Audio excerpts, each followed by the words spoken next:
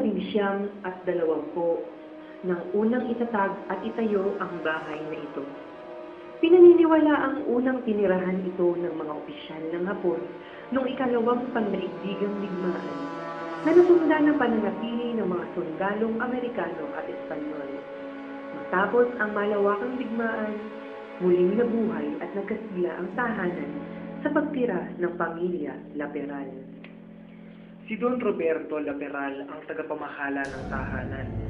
Kasama niyang naninirahan ang kanyang kapatid na lalaki at babae. Sa hindi inaasahang pangyayari ay naganap ang brutal na pagpatay sa magkapatid.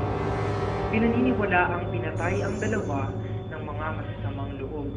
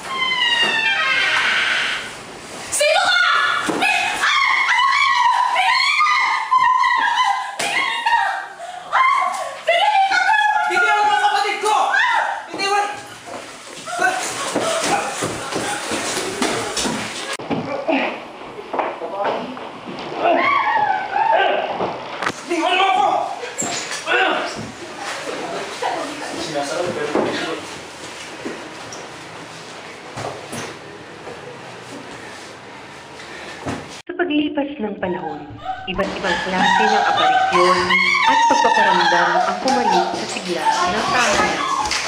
Mga hindi inaasahang pangyayari ang nagaganap.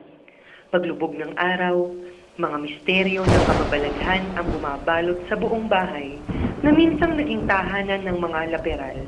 At hanggang ngayon ay pinaniniwalaang hindi matahimik ang mga kaluluwa na liligid-ligid at gagala-gala sa bahay na tinaguriang White House.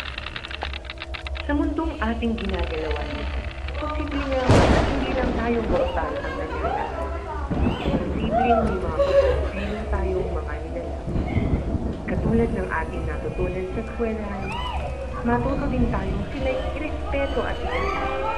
Ang mga lugar ay pinasuri ng